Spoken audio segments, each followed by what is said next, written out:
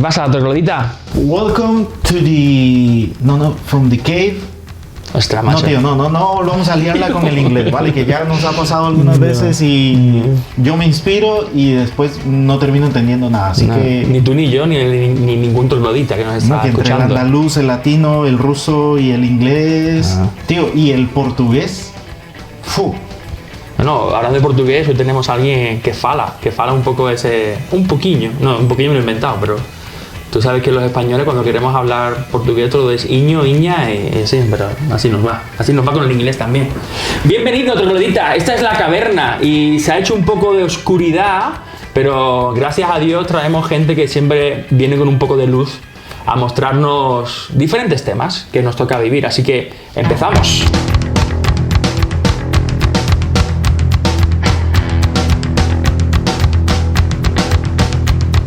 Listo. Y sí, Barry, no sé, ¿cómo estás desde la semana pasada? No, tío, yo sigo... Chistes internos. Sí, bueno, pues sí, no, desde la semana pasada a esta semana, pues han pasado 7 días, han transcurrido diferentes cosas y sí, ha sido toda una semana. Desde la semana acá ha sido todo una semana. Y hay que dar gracias a Dios por ello. Ya, amén. El Madrid ha vuelto a ganar, o sea, esto es así. Esto es profético prácticamente. Pero sí, no, todo bien. Hoy tenemos a alguien especial, tenemos un tema que creo que va a ser muy bueno para hablar y que creo que nos va a ayudar un poco a todos a hablar este tema. Poner las cartas sobre la mesa. Sí, un tema que podría asustar a algunos y decir, uy, esto se va a poner denso, esto se va a poner complicado, esto no era lo que yo esperaba, pero tío, no, la verdad es que la forma en la que lo queremos abordar y sobre todo por la persona que hemos invitado nos va a ayudar a que nos enamoremos de esto. Así que... ¿vamos? Sí. Hoy vamos a hablar de teología. ¡Pum! ¿No? Y claro, yo cuando pienso en teología pienso en mis años de seminario, los tochacos de MacArthur o teología sistemática. O sea, ese libro, más bien leerlo me dio en toda la cabeza. Porque así de gordo, y bueno, así de gordo para el que nos esté escuchando, muy gordo, muy denso, pero que me ayudó en mucho sentido a entender un poco más lo que significa la teología, etcétera, etcétera. Pero me preguntas hoy y no sé qué decirte bien. Esa es, como buen troglodita, no tengo ni idea, ¿no? Sí, sonó bien. Y es que, mira, tío, y no te culpo, ¿vale? Porque solemos asociar teología con seminario. Teología con instituto bíblico, teología con estudios, teología con pastorado, pero tío, la teología es, solo que nosotros a veces no lo sabemos, pero es la cosa más cotidiana del mundo. Pero sí, lo hemos profesionalizado tanto y pues ya ha quedado tan lejos que hoy cuando ya alguien puede pronunciar bien la palabra teología, ya suena como, ese tío sabe. Sí, no. Pero el tío que tenemos hoy, este tío sí que sabe. Totalmente, y por eso le hemos querido invitar, porque queremos que en la caverna alguien nos traiga la luz y que nos pueda hablar de teología para trogloditas. Teología para dummies. Así que damos un fuerte aplauso y un bienvenido a don Elder Favarín. ¿Qué tal, tío? ¿Cómo estás? ¿Qué pasa? Hola, Pablín, Barry. Qué placer estar con vosotros y con todos los que nos estáis viendo y escuchando. Muy bien. Bueno, muchas gracias de verdad, bro, por tener este espacio de luz dentro de la caverna. No sé si te gusta nuestra caverna o no, pero... Preciosa, creativa y me encanta. Me siento parte. Gracias por invitarme a estar ahí con vosotros.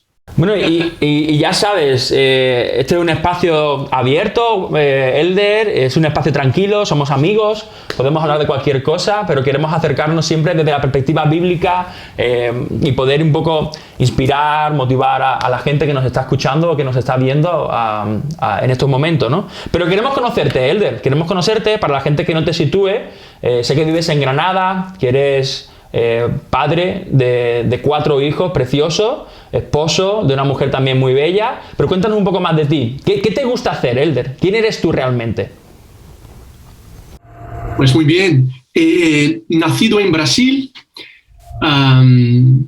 hace ahora 38 años y viví casi toda mi infancia en Brasil, viví varios años en México, luego me casé con Ana, mi esposa, y hace 14 años que salimos de Brasil, estuvimos en Inglaterra estudiando, trabajando, y hace 10 años que nos vinimos a España, en Granada. Como decías, Pablín, aquí nacieron nuestros 4 hijos. Era el sueño de mi mujer, yo hablaba de 3, pero teníamos 2, se quedó embarazada, y bromeo que Dios estaba de su lado en la negociación porque nos mandó mellizos. O sea que multiplicamos 2 a 4 y vinieron 2 más. Así que, como decías, marido, padre, a mí me encantan los deportes, especialmente el fútbol.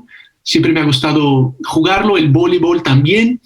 Me gusta mucho leer, me gusta mucho ver películas y, bueno, sobre todo estar con Ana, estar en familia o con amigos cercanos.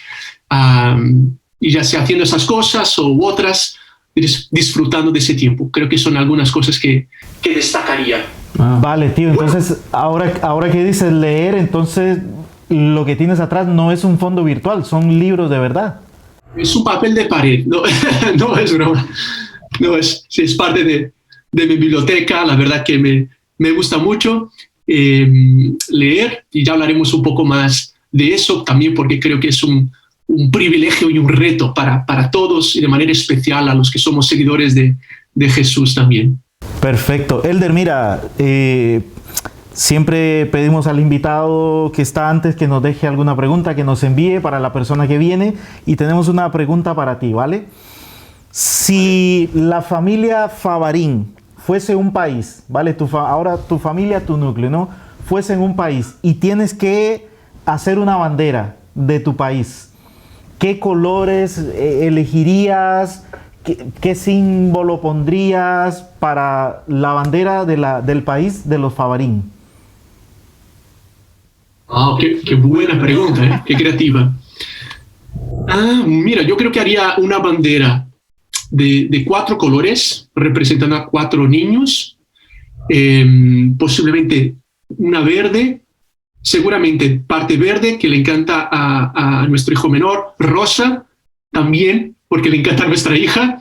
Tenemos 3 niños y una hija, entonces posiblemente verde, azul, blanca y rosa. Yo creo que en el centro quizás de esa bandera algo que simbolizara a Ana y a mí, tal vez una mesa. Pondría una mesa que tocara a las 4 partes, que de alguna forma fuera ese núcleo que conecta a los 4, pero también que invita, ¿no?, a una vida comunitaria, íntima, todo lo que representa una mesa. Y quizás pues pondríamos ya sea un símbolo de un pez, quizás sí, un pez, un símbolo de un pez en el centro de esa mesa, para que Jesús fuera ese símbolo principal que une a nuestra familia y que está en el centro de nuestra vida familiar también. Bueno, hasta ahí creo que puedo llegar. Algunas cosas más seguramente pondríamos. Un balón de fútbol y algunas otras cosas. Y abajo pondrían, como la bandera brasilera, orden y progreso. Una cosa así. También, ¿por qué no? Estaba pensando, cuando he dicho la mesa, me ha venido la mesa de Ikea, ¿no? Espero que no sea una de esas, porque esas mesas se rompen en poco, ¿eh? Y tienes que montarla tú, eso no... Y incluso pensaba que tú lo hablabas en el sentido de una mesa como el centro, la familia, tocando y tal, y yo pensaba, wow, después de la pandemia probablemente yo hubiera puesto un sofá, porque el sofá ha sido el centro de la pandemia, el centro de mi vida en los últimos... Bueno, toda mi vida, el sofá ha sido toda mi vida, es la historia. Pero me encantó eso de la mesa, y que la mesa toca y que la mesa invita. Pues mira, si yo haría una bandera ahora, pondría entonces una caverna, porque es el lugar ahora donde estamos invitando a nuestros amigos para que nos traigan luz. Y hoy vamos a tratar de ser iluminados nosotros, de aprender un poquito más sobre teología, Elder. Vaya término, ¿no? Decíamos al principio, lo hemos asociado teología con seminario, con instituto bíblico y con pastorado, ¿vale? Como una palabra demasiado profesional. ¿Es así para ti también? Perdón, ¿te lo habían pintado así? ¿Esto era lo que imaginabas de niño? ¿Es lo que experimentas ahora que estás tan metido dentro? Excelente pregunta, Barry.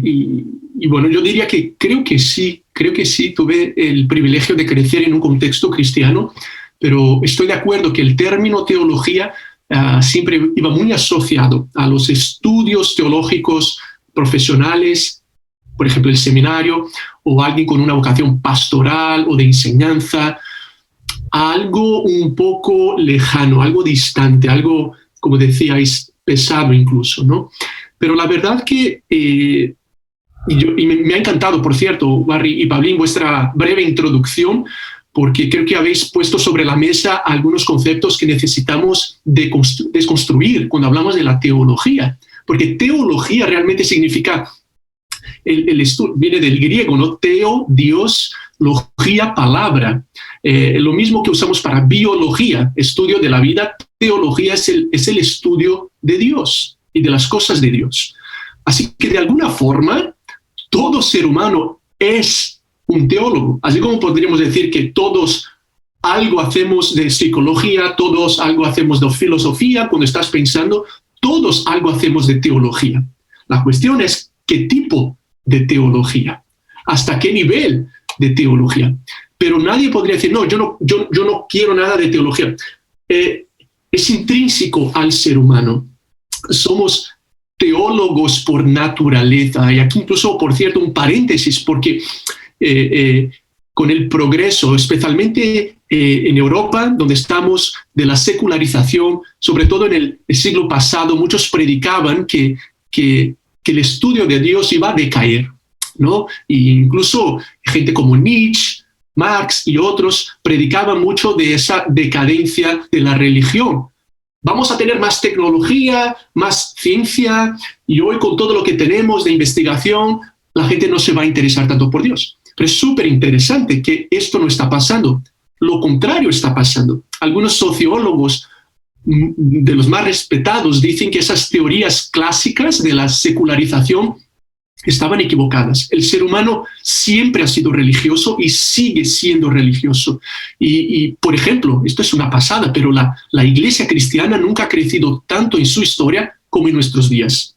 Wow. Y aparte del cristianismo, la fe sigue creciendo muchísimo. Vivimos en un mundo que algunos describen como, en muchas partes, ¿no?, post-secular. Está creciendo la secularización, pero está creciendo la religión al mismo tiempo, de diferentes maneras, ¿vale? Pero este paréntesis para decir, esto es intrínseco al ser humano, el estudio de Dios. Y de manera muy enfocada en nuestra conversación, pensando en cristianos o pensando en las nuevas generaciones, es genial que lo hablemos, porque esto es para todos. Ya lo comentaremos más, podemos llegar a diferentes profundidades de este estudio, y es muy importante que haya estudio académico de la teología, pero antes de más nada, si piensas en Dios, si ves la vida considerando a Dios o no considerando a Dios, si tienes una relación con Dios, si lees algún libro religioso, formas teología, haces teología. Y la gran pregunta es, ¿qué tipo de teología haces? Porque pocas cosas influirán más en tu vida y esto lo podemos, yo diría, hablar categóricamente. O sea, tu identidad, tu sexualidad, tu economía, tus hábitos, tus sueños, tu noviazgo, tu matrimonio son afectados por tu teología, por tu visión de Dios, sin duda alguna. Y eso que estamos empezando. Estamos empezando, exactamente. O sea, vamos a frenar un poco. Me parece, ya para empezar, o sea, el primer concepto que has lanzado, Elder, ¿no? La teología la tenemos, todos somos teólogos. O sea, ya para empezar, le quita hierro a esa palabra, ¿no? El peso categórico que durante años hemos estado, incluso dentro del contexto cristiano sobre todo, inculcando, ¿no? A la necesidad de teología, ¿no? Wow, esto para mí ya rompe muchos paradigmas o muchos esquemas de la palabra teología. Pero ahora que acabas de terminar diciendo esta frase de ¿qué tipo de teología estás construyendo y cómo afecta la teología a todas las esferas de tu vida? Me deja con la boca abierta. O sea, de verdad, qué gustazo empezar así. Yo quiero seguir escuchando un poco más de esto. Pero quiero hacerte una pregunta también, Elder. Entonces, pensando en el público que nos están escuchando, que nos están viendo, wow, bro, ¿qué importancia le das entonces al estudio de la teología? ¿Qué importancia le das a esa teología práctica en la vida? Porque suena muy bonito y muy romántico la palabra teología, pero ¿cómo se puede llevar a vida eso? Sin duda, Pablo, tienes toda la razón y gracias por esa consideración también y esa pregunta. Bueno, antes de avanzar, responderla directamente, aunque quiero volver a eso, vuelvo a afirmar, todos de alguna forma somos teólogos, pero hay espacio y hay necesidad, porque Dios sigue vocacionando a algunos cuyo principal interés, tiempo, dedicación irán en ese estudio, irán en ese enfoque. Y luego serán los que estudiarán una carrera, por decirlo así, de teología, ¿vale? Y yo mismo le doy mucha importancia. Yo estudié una carrera de teología, hice un máster en el área de teología, acabo de terminar un doctorado en el área de teología, entonces creo mucho en la importancia y en el beneficio de lo que es el estudio académico. Nos va a llevar a otras profundidades, nos va a dar otros parámetros.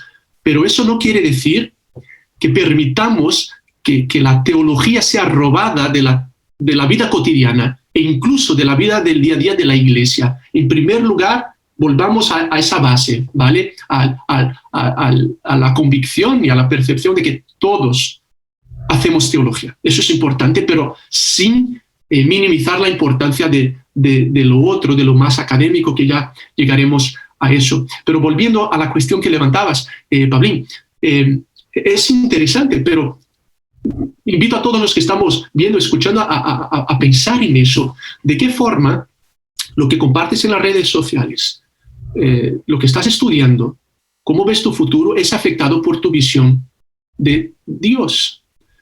Y cuando hablamos de eso, para mí lo importante es recordar que incluso muchos seguidores de Jesús podemos caer en esa trampa,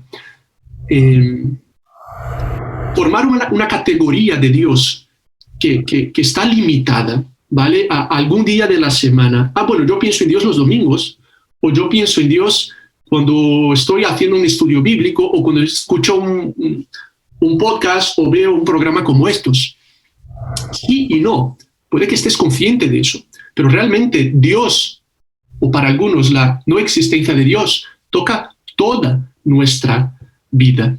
Y para mí el desafío, me encanta el eslogan de la universidad donde hice mi doctorado, que es Biola, en California, es Thinking Biblically About Everything, es pensando bíblicamente sobre todo. Y eso para mí es hacer teología práctica, es pensar en todo a partir de la Biblia.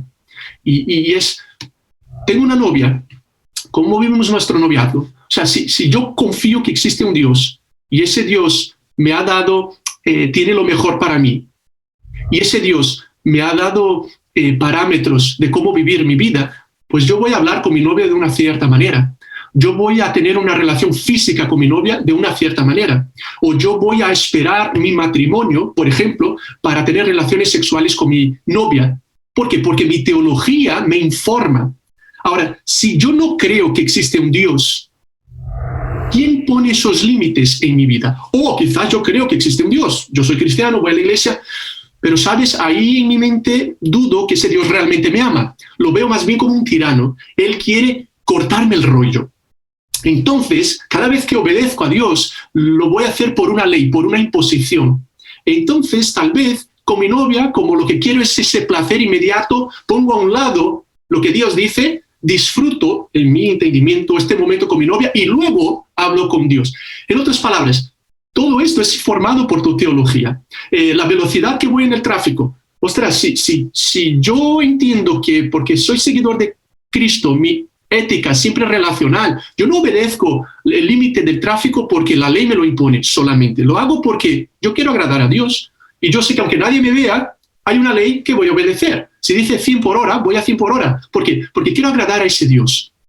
Y no porque me lo impone, sino porque me da placer obedecerle. Si voy a usar mi dinero solo para comprarme este otro coche, o comprarme otra casa, o trabajo pensando en el próximo sueño, tengo una teología. ¿Cuál es esa? Mi teología es que Dios está a mi servicio. Dios existe para cumplir mis sueños. Dios quiere hacerme el centro de todo. Eso es una teología. Pero el que tiene una teología bíblica entiende que Dios es el centro de todo y que Dios, porque ama, da. Entonces yo entiendo que si Dios me da, esto no es mío, el dinero no es mío, el iPhone no es mío, mi coche no es mío, mi MacBook Air no es mío, es de Dios. Entonces yo voy a dar. Voy a ayudar a gente que no tiene dinero, voy a ayudar a gente que tiene hambre, voy a ayudar en mi comunidad cristiana, voy a dar. En fin, podríamos seguir con muchos ejemplos, pero lo que quiero empezar a notar es que la teología informa nuestra práctica. O sea, ¿qué portátil compras? ¿Qué móvil utilizas? ¿Cuánto tiempo estás en las redes? ¿Qué series ves en Netflix? Eso tiene que ver con tu teología.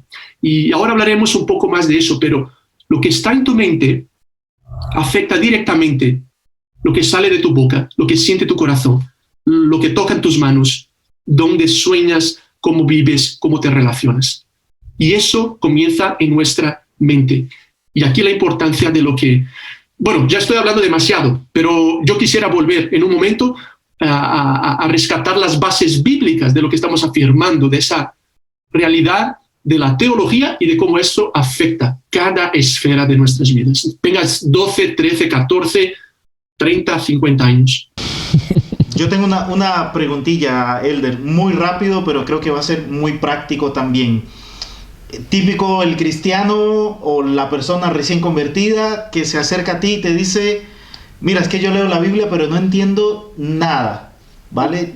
Leo y no entiendo nada. ¿Qué le podemos decir a alguna persona, a algún chico que esté viendo o escuchando este podcast, incluso a alguien que no es cristiano y se acerca a la Biblia y dice, mira, es que yo leo y no entiendo nada? Elder, ¿por dónde empezar a leerla, por ejemplo? Y no sé, danos por ahí un par de tips con respecto a esto. Bueno, muy buena pregunta, muy práctica también, Warry. Mira, lo que me viene a la mente primero es decirle a ese chico, a esa chica, te animo a seguir explorando, a seguir leyendo y a seguir estudiando. Mira, en primer lugar, qué bueno, lo que tú estás experimentando es lo que cualquier persona seria o intelectualmente honesta viviría. Porque ¿sabes qué? La Biblia no es un libro que solo leemos. Solemos decir, lee la Biblia. Está bien. No, la Biblia es un libro que estudiamos. Esto es muy importante. La Biblia no solo es para ser leída, es para ser estudiada.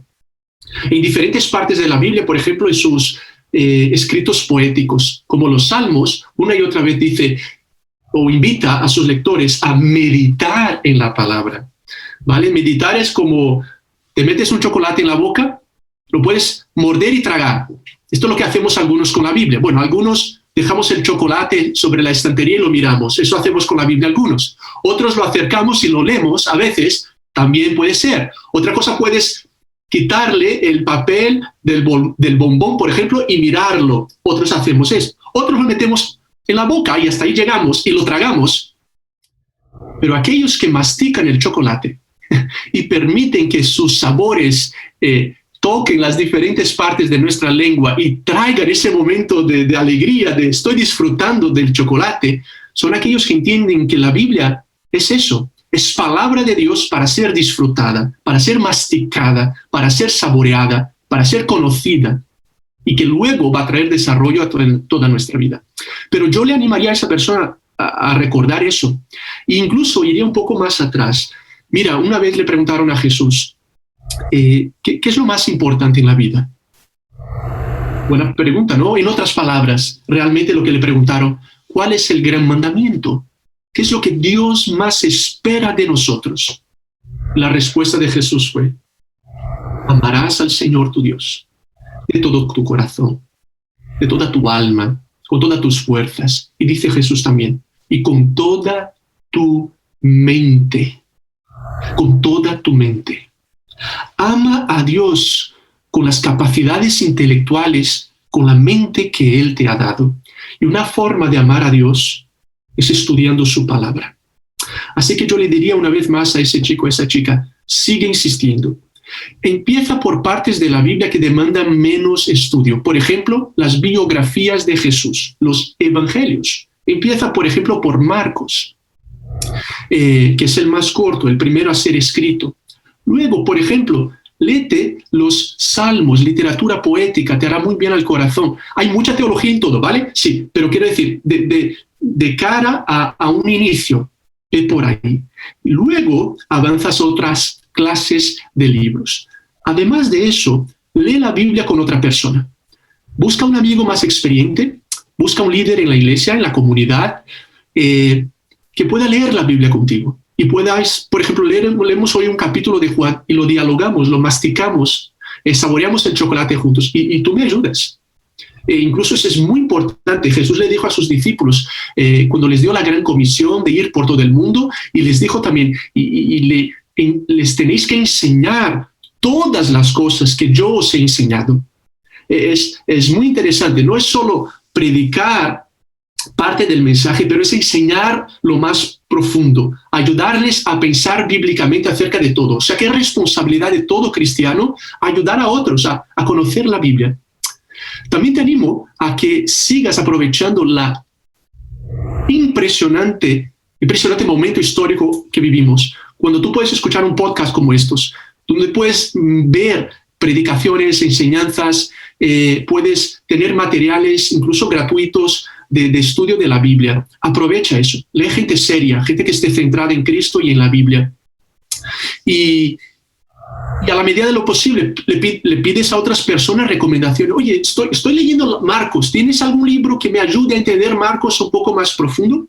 Y ya, si quieres ir a otro nivel y puedes tener acceso a algún material, te recomiendo lo que llamamos de comentarios de la Biblia. Son personas que estudian a fondo diferentes libros. Por ejemplo, hay un tío que ha estudiado a fondo Marcos y se sabe todo del libro de Marcos. Entonces, de pronto dices, voy a leer un capítulo de Marcos y luego me leo en este comentario lo que ese tío o esa tía ha escrito sobre Marcos 1. Y te va a abrir los ojos para muchas cosas que tú no conocías. Entonces, hacer esa lectura en paralelo de un libro bíblico con un comentario de la Biblia. Y como decía, hay muchas cosas por internet que puedes buscar también, muchos recursos, y yo te animaría a considerar ir por ahí. Pero bueno, habiéndolo dicho, no podemos negar que hay muchas cosas que son misteriosas en la Biblia.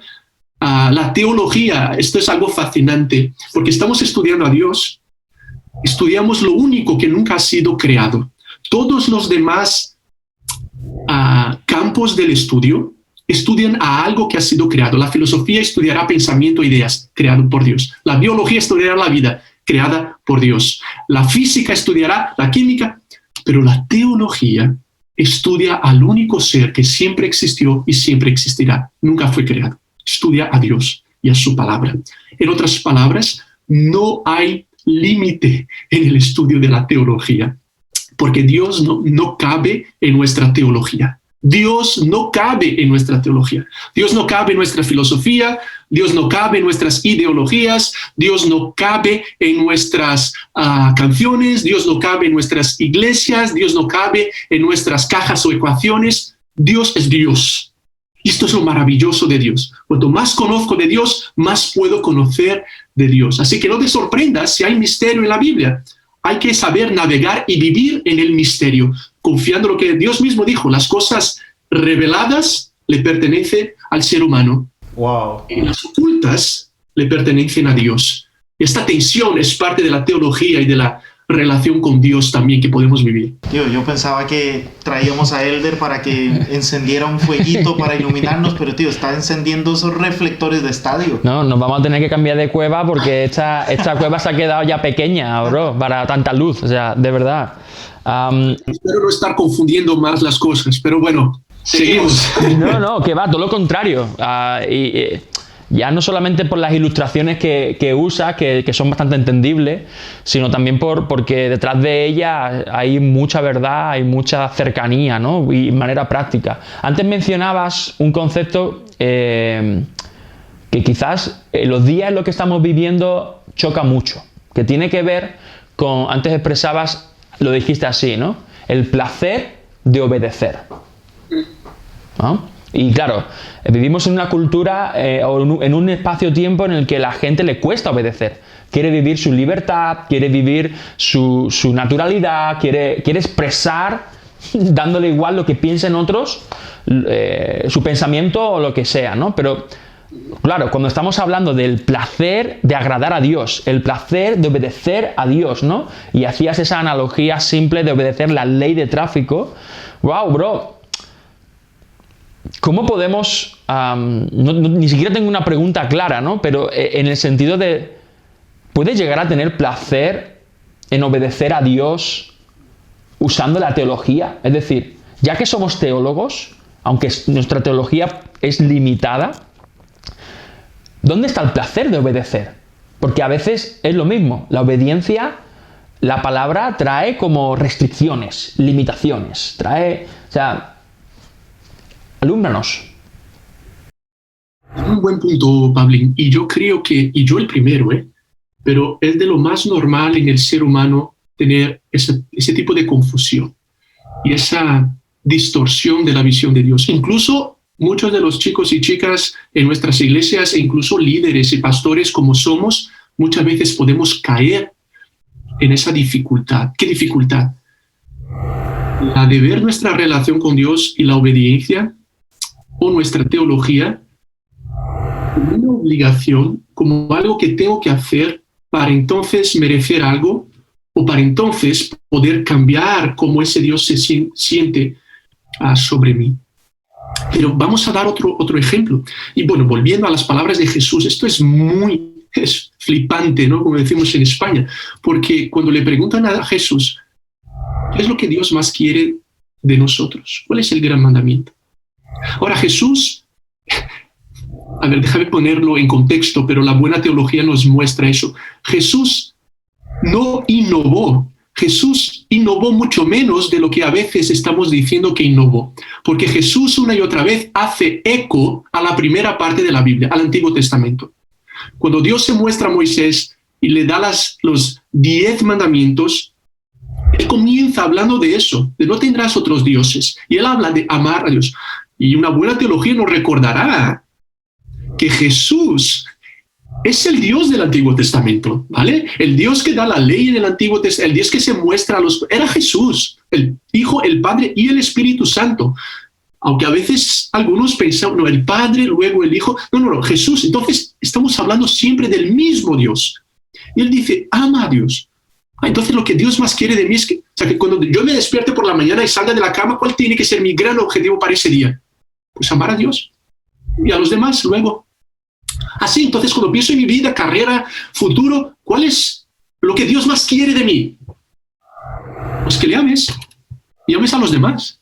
¿En serio? Sí. ¿Por qué? Porque cuando amas, obedeces. Jesús dijo, si me amáis, obedeceréis mis mandamientos. Es una consecuencia natural. Y de acuerdo a la Biblia y en nuestra experiencia personal, de las principales marcas en la vida de una persona que ha sido realmente abrazada por Dios, encontrada por Dios, regenerada o transformada, es que Dios cambia nuestra inclinación. Esto es muy poderoso, ¿eh? El ser humano naturalmente no está inclinado a amar a Dios, a agradar a Dios. Pero cuando el Espíritu Santo nos abre los ojos, vivimos el nuevo nacimiento, cuando el ser humano cree que Jesús murió en la cruz, resucitó, solo Él es Dios y Señor, y hay ese momento de nuevo nacimiento, y todos los que nos estáis escuchando, te invito, si no lo has experimentado incluso, vívelo ahora mismo y te vas a sorprender. Cuando esto nos pasa, Él cambia la inclinación de nuestro corazón. Y cuando lo hace, yo paso a amar lo que yo no amaba. Dios reorienta nuestros amores. No es que no amamos mal las cosas, amamos la creación más que al Creador. Lo que Él quiere hacer en mi vida es ayudarme a amarle a Él, porque solo Él es digno de ese amor. Y si Dios me pidiera otra cosa, Dios estaría idolatrando. Dios estaría pidiéndome que amara a alguien más de lo que amo a Dios. Y Dios mismo, si amara a alguien más de lo que Él ama a sí mismo, no es que sea un narcisista, pero Dios estaría idolatrando. Y Dios es una relación de amor, Padre, Hijo, Espíritu Santo, desde siempre y para siempre. Por tanto, nos crea y refleja esa relación. Y nos dice, ámame. Entonces yo pienso, bueno, con mi mujer, Ana, un ejemplo aquí más cercano. Si es su cumpleaños y yo me despierto para hacerle un desayuno, o tú, Pablín, con tu mujer, o Arrio, los que nos estáis escuchando, digo, tengo que hacerle estos huevos y le voy a hacer este café, pero bueno, la quiero, entonces lo voy a hacer. Y ella me pide que le ayude con una tarea en casa. Bueno, mira, porque aunque me cueste, aunque me sacrifique, tengo que llevar a mi hijo al fútbol, tengo que llevar a mi niña al ballet. Bueno, tomaré mi tiempo para hacerlo, pero si yo les amo, ese sacrificio gana un sabor de placer. O sea, yo quiero agradarle, yo quiero. Entonces, lo que necesitamos siempre volver, y nuestra teología es fundamental aquí, porque Dios es amor, es, si yo amo a Dios, quiero obedecer a Dios. Y si yo amo a Dios y entiendo que Dios me ama, entiendo que lo que Él tiene para mí siempre es lo mejor. Entonces no me lo pide porque tengo que, o porque así Dios me va a cortar el placer o el rollo. No.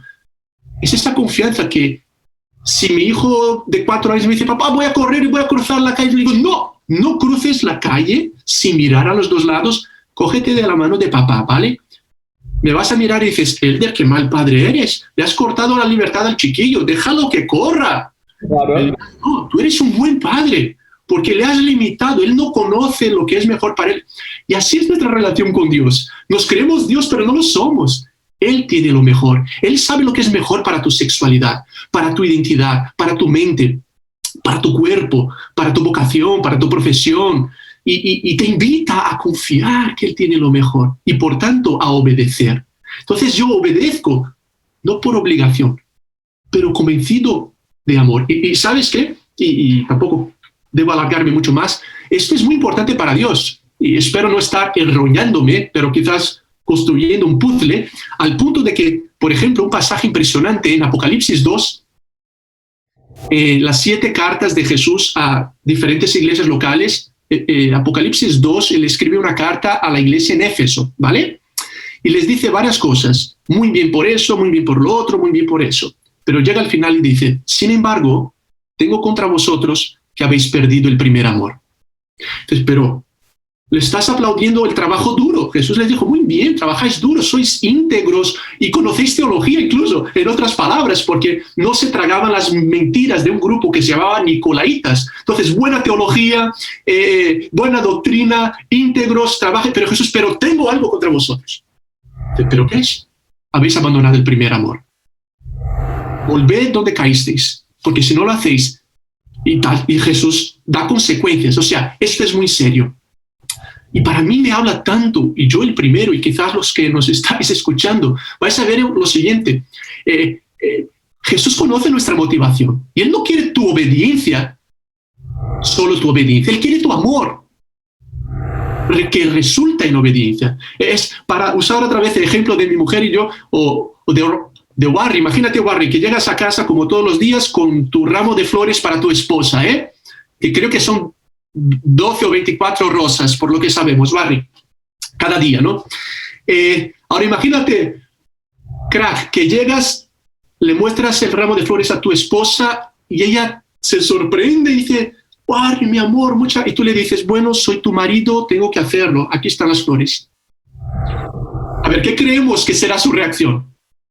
No, el problema es que la has calcado, tío, ya has dado a la realidad, o sea, esa es la verdad. Pero fijaos, ¿cuál será el problema con eso ahora? Te va a decir ella, yo no quiero que lo hagas porque tienes que hacerlo. Yo quiero que lo hagas porque me amas. Pero tú no te has gastado 20 euros con esas flores. No están las flores ahí. Y yo creo que lo mismo hacemos con Dios. Dios, aquí está mi ramo de flores. Dios, aquí está mi participación en las reuniones. Dios, aquí está mi trabajo. Dios, aquí está mi... Y Dios lo mira y dice, pero un momentillo. Yo conozco tu corazón y sé que no lo haces por amor. No es lo que quiero. No quiero que me des ramos solamente, quiero que me ames. Porque si me amas, me vas a dar ramos. Si me amas, vas a conocerme mejor. Si me amas, vas a hablar de mi amor a otros. Si me amas, vas a invertir apoyando a misioneros en otros lugares. Si me amas, vas a marcar la diferencia en la universidad. Si me amas, vas a respetar a tu novio o a tu novia, entendiendo que su cuerpo es templo del Espíritu Santo. Si me amas, vas a entender que yo no te estoy dando dinero solo para hacerte rico, sino que para tú seas un río de agua viva y tú puedas impactar a otras personas. En otras palabras, la obediencia es consecuencia de ese amor, pero es también un deber. Lo hacemos en amor, Y como bien decías, Pablín, quizás en nuestros días hemos perdido ese senso del deber, de la responsabilidad, y necesitamos rescatarlo. En amor, porque amamos, lo hacemos y obedecemos y queremos conocer. Y otra vez, la importancia de la teología, porque ¿cómo sé lo que Dios quiere de mí? Le conozco su palabra y entonces veo lo que Dios quiere de mí. El mismo salmista, y con eso termino esta parte, el Salmo 119, que está dedicado a la palabra, solo hay 2 versículos de los más de 100 del Salmo 119 que no tienen la palabra mandamiento o ley de Dios, palabra de Dios. Y el poeta, el salmista, dice cosas como, enséñame, muéstrame tus caminos. Y dice, y me deleitaré en tus caminos, en obedecerlo.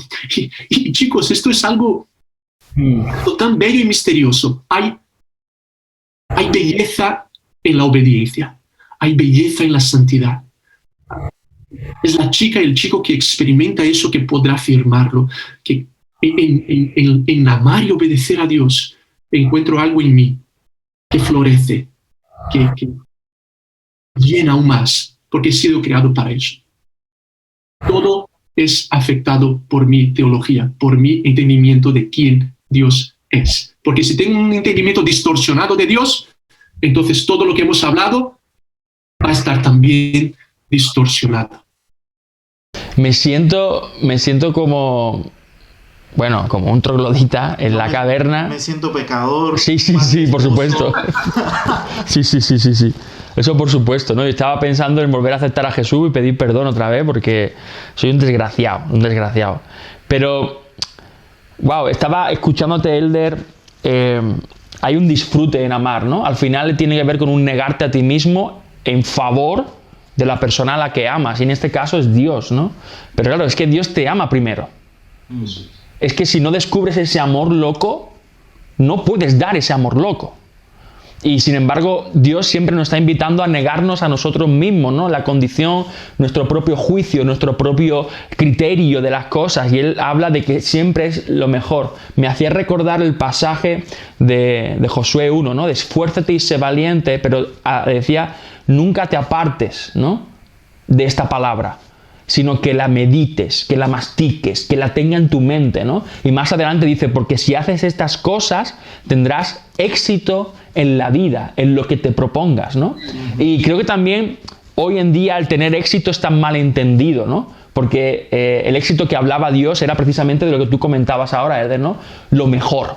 Dios quiere lo mejor para ti. Tener éxito es que vivas en lo que Dios quiere mejor para ti, ¿no? No es en tus deseos, no es ser futbolista o youtuber o ser un famoso o tener éxito empresarial, ¿no?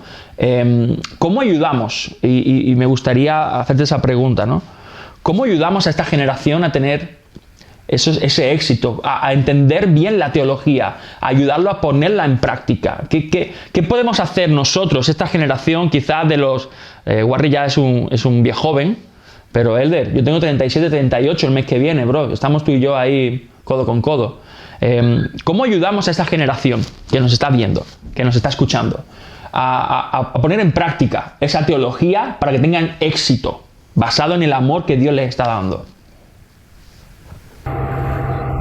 Otra muy buena pregunta, gracias. Mira, se me ocurren dos partes para la respuesta. En primer lugar, como decías, ¿qué podemos hacer? Dejadme considerar qué podemos hacer, una pregunta a nosotros líderes, ¿vale? A nosotros que enseñamos la Biblia, a nosotros que somos líderes de adolescentes, de jóvenes o pastores, que de alguna forma tenemos la responsabilidad de influir en las vidas en nombre de Dios. ¿Por qué lo digo? Porque para mí es esencial que rescatemos la importancia de una buena teología bíblica en la vida, en el ministerio y en la enseñanza de los que tenemos la responsabilidad de enseñar a otros. Esto es bíblico también, ¿vale? Hay un peso adicional que pone la Biblia de responsabilidad sobre aquellos que enseñan. No es que son mejores, no es mejor su don, no es eso, pero hay una responsabilidad de conocer la palabra y poder enseñarla adecuadamente. Me encanta el título de un libro de John Stott. Creer es también pensar. Y nos recuerda esa importancia de que si eres líder, músico, si estás escribiendo canciones de alabanza, si eres pastor, amemos a Dios con nuestra mente y de manera especial en nuestro estudio de las Escrituras, porque no solo eso nos afecta a nosotros, pero afecta a mucha gente que nos escucha, que nos ve. Y tristemente, incluso en nuestro medio evangélico, hay muy mala teología. Y de manera específica, lo que llamamos de hermenéutica, que es la interpretación de la Biblia. Y antes de seguir, quiero recordar dos cosas. Una lectura breve de la historia de la Iglesia nos recordará que aquellas personas que fueron usadas por Dios de manera extraordinaria fueron personas que estudiaron mucho las Escrituras, la Biblia. ¿Vale? Pensemos en el apóstol Pablo, o luego Agustín, o Lutero, Calvino, Wesley, Juan de Valdés y tantos otros. Esto es muy interesante. Fueron personas que estudiaron a fondo las Escrituras y hacían una buena teología personal y hacia los demás. Y esto no es de sorprender. Yo recuerdo con 19 años estar de vacaciones con mi familia en Brasil, en Río de Janeiro, y leer un libro que se llama Héroes de la Fe, que hablaba de varias personas usadas por Dios de manera extraordinaria en la historia. Y con mis 19 años, algo que me impactó mucho fue percibir un denominador común en todas esas vidas. Era gente que le daba prioridad a la oración y al estudio de la Biblia. De diferentes lugares, diferentes edades, pero no hay gente que Dios use de manera impresionante y de manera fiel que no esté ahí con la oración y con la Biblia. ¿Vale? Y como líderes necesitamos ser ese ejemplo de la gente que lee la Biblia, que estudia la Biblia, que escucha la Biblia, que mastica la Biblia, que medita en la Biblia, que piensa bíblicamente acerca de todo. Porque ¿sabéis qué? A ver, me voy a meter un poco por estas aguas, pero me parece muy importante. Yo creo que quizás en la historia de la Iglesia somos la generación, y cuando hablo generación hablo de todos los que estamos vivos, ¿vale? Que quizás más dificultad puede tener para escuchar la voz de Dios. Aunque tengamos tantos recursos y tanto acceso, nunca hemos tenido tantas voces con V minúscula. Estamos bombardeados por voces, redes sociales, vídeos, podcasts, otro. Y está bien. Sin embargo, es una cantidad que no tenemos la capacidad de procesar. Hay muchísimas voces. Estamos demasiado conectados y accesibles. Por esa razón, quizás nunca fue tan difícil escuchar la voz con V mayúscula, porque hay tantas voces con V minúscula. Y algo que nos puede pasar es que estemos consumiendo tantas voces con V minúscula que no tengamos el tiempo para escuchar la voz con V mayúscula. Realmente, unas palabras del profeta Jeremías, no hay tiempo para ver, pero hay momentos en Jeremías donde Dios dice, Dios carga contra los falsos profetas. ¿Sí? Están corriendo cuando yo no les dije que corrieran. Se roban palabras uno del otro. Hablan en mi nombre cuando yo no he hablado. Estas son las cargas de Dios contra los profetas. Y no he estado conmigo, no conoce mi voz. Y yo lo leía y me impactaba y pensaba en mí mismo. ¿Cómo? Están corriendo cuando yo no les mandé. Señor, eso puede pasarnos como líderes. Porque esta iglesia grande hace eso, pues lo voy a hacer yo también. Ese líder en Instagram que tiene 50,000 seguidores dice eso, pues yo también lo voy a decir. Sí, se trata de tener muchos seguidores, ¿verdad? Pues voy a correr. Y Dios dice, pero ¿por qué corres si yo no te he mandado correr? Y dice Dios a esos profetas en Jeremías, se roban sus palabras uno del otro. En vez de recibir palabras de mi trono, ellos se roban unos de otros. Y yo digo, más, esto es impresionante. O sea, en vez de que yo esté ahí, dame tu palabra, yo conozco, yo hago teología, yo recibo del trono y lo comparto. No, a ver qué dice hoy en su Instagram. A ver qué dice esto hoy en su live. Y a ver qué dice el otro. Si este tiene tantos, si es tan popular, entonces... Y de pronto estamos robándonos no solo palabras, pero maneras de ser iglesia, maneras de liderar jóvenes. Y tú lideras jóvenes en Quito, Ecuador, como alguien lo lidera en Londres, Reino Unido. Pero un momentillo, son dos contextos diferentes. No podemos hacer las cosas igual en No, y de pronto como líderes nos estamos haciendo un poco homogéneos, porque todos tenemos que hablar como, tenemos que vestirnos así, tenemos que cantar así, y esto es falta de profundidad, esto es falta de autenticidad, y necesitamos líderes que sean profundos. Pero si tú y yo solo estamos ahí ocupando nuestro tiempo no apartaremos tiempo para profundizar en la Biblia, en los estudios. A mí, por ejemplo, entre otros, ¿no? Un pastor que me inspira mucho es Tim Keller de Nueva York, ¿vale? Por su manera de conectar con no creyentes y con creyentes, es algo que me encanta hacer. Aprendo mucho con él. Este hombre tiene más de 70 años. Su primer libro publicado fue con 60 años. Y él recomienda algo, no digo que no es ley, ¿vale? Pero él dice, jóvenes, no deberéis estar escribiendo libros, deberíais esperar, no digo que él tenga la razón, ¿vale? Pero lo que quiero decir es, así como él o otros, han tenido décadas de liderazgo, décadas de estudio, décadas de profundidad, décadas de experiencia. Y cuando esa gente se pone a hablar y a escribir, wow, aquí hay profundidad. El desafío de nuestros días es que un chico de 18 años puede ser famoso por las redes sociales. Wow. Pero un chico de 18 años no tiene la experiencia de un tío de 80 años. No tiene la misma experiencia. La experiencia solo nos da los años. La experiencia de vida, de ministerio, la teología. No digo que un chaval de 18 no tenga que estar en la red. Claro que sí. Pero lo que te digo a ti y a mí es, cuidado, Cuidado que no estemos tan ocupados en comunicar, en proyectar, en sacar eso y lo otro, que no tengamos el tiempo de cada día tener tiempo en las escrituras, tiempo de estudio, tiempo de profundidad, para que cuando tengas 30 años, lo que tú puedas decir será muy distinto de lo que puedes decir ahora. Y lo que puedes decir con 40 será muy... O sea, hay un crescendo de intimidad, de conocimiento de Dios, que solo puede venir con la fidelidad diaria y profunda.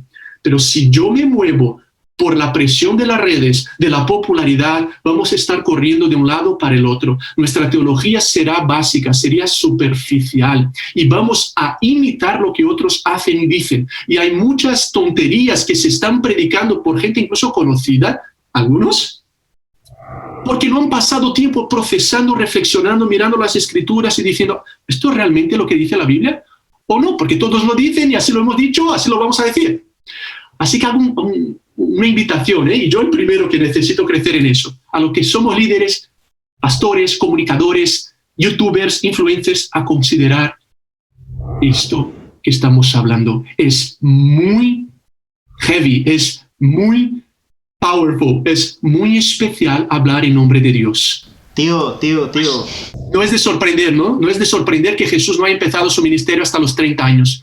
No es de sorprender que Pablo haya pasado años en el desierto. No es de sorprender que Dios haya dejado a Moisés 40 años para entonces usar a esa gente. No quiero decir que los adolescentes y jóvenes no pueden ser usados. Por supuesto que sí. Salir y cambiemos ese mundo. Sin embargo, cuidado que la prisa y la presión no nos robe el tiempo y la energía necesaria en el estudio, en la profundidad, en la reflexión, en la meditación, en eso que solo puede venir con tiempo, con obediencia, con disciplina y con perseverancia. Tío, mira, no voy a comentar, es que no, tío. No, hay que callarse. Sí, calla la congregación. Tío, pero, a ver, no comento nada solo porque está súper limpio lo que has dicho. Déjame que me ponga en mi papel de troglodita y te digo, tío, pero la letra mata. ¿De ignorancia? La letra mata, entonces, ¿cómo me meto, estudio, pero por otro lado hay voces que te dicen, la letra mata? ¿Qué me dices, tío, si te digo, no, tío, yo no voy a profundizar, la letra mata? ¿A quién mata la letra? ¿Por qué debería matar la letra? Muy buena pregunta. Troglodita, no sé si tú sabes quién dijo esas palabras.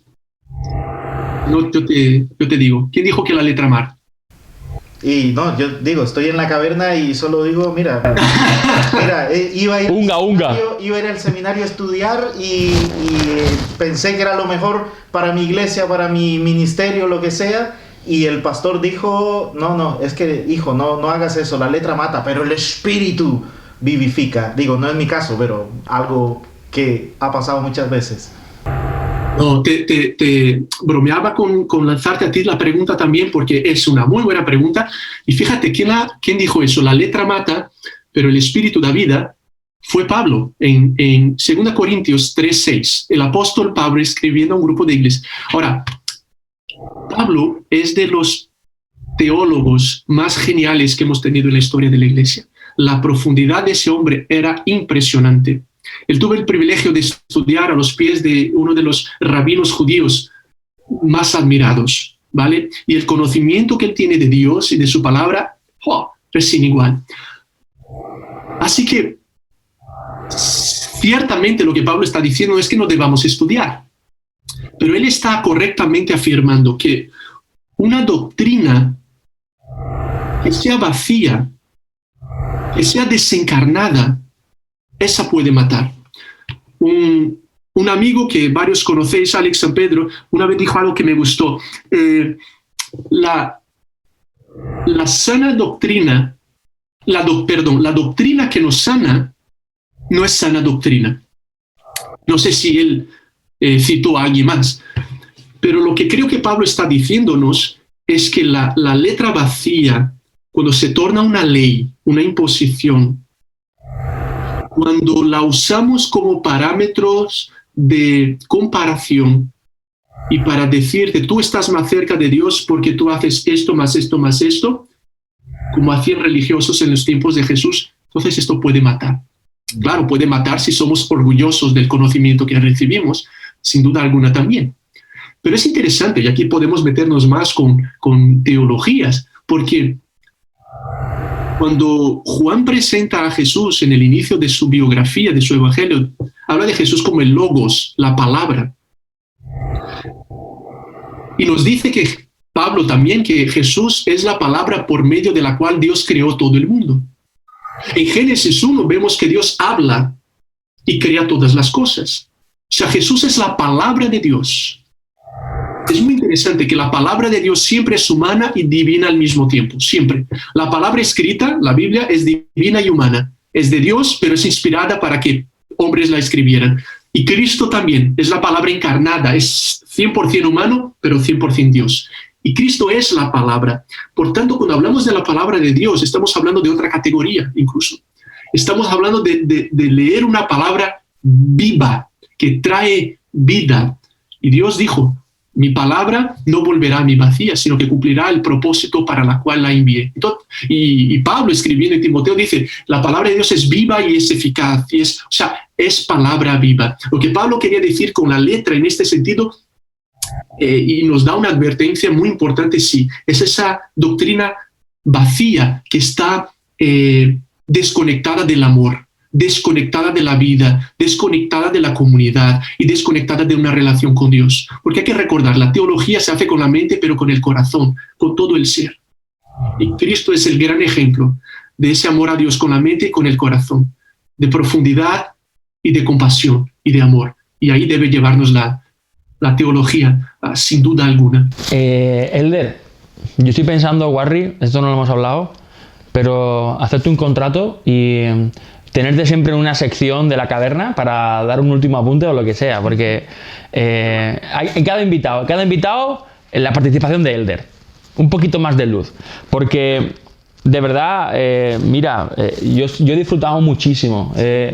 Hemos sacado cosas, de hecho no tengo velocidad para escribir todos los tweets que has dicho, ¿vale? O sea, no me dan las manos, no me dan los dedos para transcribir todo lo que has dicho. Ha sido increíble, de verdad. Y lo triste es que no tengamos más espacio o más tiempo para seguir hablando de esto, pero ya te digo que vamos a invitarte, si tú quieres también, ser parte de la caverna en otro momento. Más adelante, bro. De verdad, gracias. Gracias a vosotros, me honráis con las palabras, pero por la invitación también. Y es un privilegio hablar de eso y de cosas tan serias.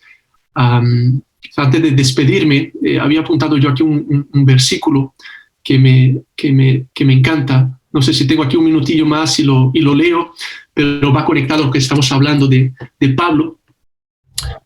Y para concluir un poco las ideas, 2 Corintios 10, del 3 al 5, dice, porque aunque vivimos en el mundo, no libramos batallas como lo hace el mundo. las armas con que luchamos no son del mundo, sino que tienen el poder divino para derribar fortalezas. Destruimos argumentos y toda altivez que se levanta contra el conocimiento de Dios, y llevamos cautivo todo pensamiento para que se someta a Cristo. ¡Wow! Destruimos argumentos y toda altivez que se levanta contra la verdadera teología, contra el conocimiento de Dios. Y nos recuerda que hacer teología es ser afectados en cada esfera de la vida, pero hacer teología es también involucrarnos en la misión de Dios y reconocer que nuestra mente es un campo de batalla y que las ideas en el mundo son un campo de batalla. A veces no lo recordamos, pero no son las protestas, las marchas, los tweets, los vídeos en Instagram lo que en primer lugar cambia en el mundo. Lo que en primer lugar cambia en el mundo son esos libros gordos que pocos leen, escritos por esos filósofos o teólogos o pensadores que cambian las corrientes de las ideologías de nuestro mundo. Muchas de ellas que se levantan contra el verdadero conocimiento de Dios y cuestionan la verdadera teología y pueden decir, no existe valor absoluto, no existe Dios, o varios caminos nos llevan a Dios. Y podemos hablar de muchas corrientes ideológicas y filosóficas que son publicadas en esos libros gordos que pocos leen, pero que al paso de los años algunos profesores lo leen, estudiantes lo escuchan, lo enseñan a otros, y esto va penetrando la sociedad hasta llegar a las protestas, a los vídeos de Instagram y a todo eso. A lo que quiero llegar es que Dios nos llama a vivir en amor esa misión en el campo de las ideas, de la teología, para ser gente que puede derrumbar, como dice Pablo, esos argumentos que se levantan contra Dios y que luego se ven en las leyes de los gobiernos, en la tele, en las películas, pero que tú y yo, y aquí hago un reto, un desafío a los chicos y chicas que nos escuchen, consideren eso. Entrega tu mente a Dios, ama a Dios con tu mente. Por si eres un arquitecto, eres un director de cine, eres madre soltera, eres pastor, eres escritor, uses tu teología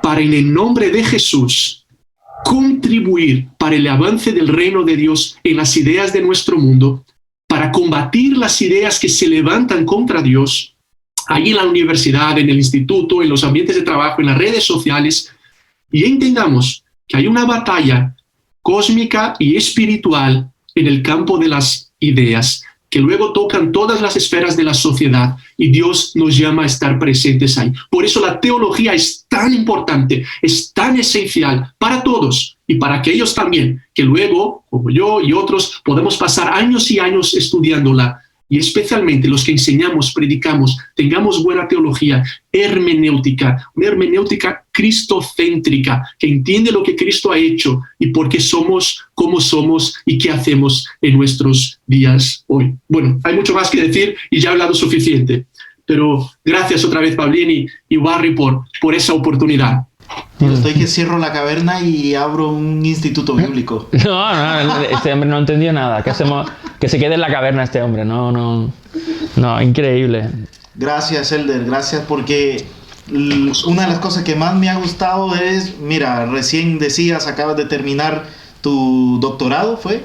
Doctorado, tío, mira, un tío que sabe tanto, pero que claro, es que sabe saber, ¿no? Y eso quiere decir... Eso es una palabra que me acabo de inventar, sí, sabe saber. Sí. Pero tío, es alguien que sabe tanto que lo puede hacer saber a los demás de la forma en que lo podemos entender. Entonces no te vas allá a las altas esferas a usar palabras que nadie entiende, sino Dios te ha permitido estudiar y profundizar en la teología para hacerlo a Él más conocido, más accesible para aquellos que no sabemos tanto, que no tenemos tanto. La verdad es que mil gracias, Elder, por sacar el tiempo y por compartirlo de manera tan sencilla, que se hace ver de que uno dice, mira tío, sí, qué ganas, leo la Biblia y ya sé, voy a empezar por esto y hasta dónde puedo ir, como tú dijiste, no hay límite, pero gracias amigo. A vosotros, gracias. Un placer enorme. Y ánimo con el trabajo fantástico que estáis haciendo y gracias a todos los que estaban conectados, viéndonos o escuchándonos también. Seguimos juntos avanzando y aprendiendo juntos también. Gracias, él, de verdad. Besitos a los chicos, ahí a Ana también y estamos hablando, ¿vale? Un abrazo fuerte, tío. Claro que sí. Un abrazote. Cuidaros. Gracias. ¿Qué decir? ¿Qué decimos? ¿Qué decimos ahora? Tío, no, es que... Mejor nos callamos. Sí. Nos callamos, abrimos la Biblia y vamos. Es que eso, cuando soñamos este programa, esto era lo que queríamos. La teología, en lo cotidiano, en lo diario, no esa teología de seminario, no, esa teología de lo cotidiano. Cómo termina permeando todo. Y claro, como no estamos nosotros leyendo, escuchando la voz, como decía Elder, la voz de Dios, esa voz en mayúscula, pues nos estamos conformando con tantas voces con minúscula, no formamos criterio, no vamos más profundo, porque nos conformamos con lo que los otros dicen, piensan o creen, y no vamos nosotros a lo que Dios mismo nos quiere decir. Así que, tío, cerramos. Comentarios, dejaremos también ahí los enlaces de Elder para quien quiera seguirlo, quien no lo conocía. Ahí tenéis a un monstruo de Dios en el buen sentido, y dejaremos cualquier cosa que queráis saber para conectarlo, para saber un poco más. Y nada, si queréis contarnos qué os ha parecido este ratito con Elder, ahí lo podéis dejarlo en escribeauntroglodita@gmail.com, y esperamos que os haya gustado y nos vemos para la siguiente. Hasta luego, trogloditas.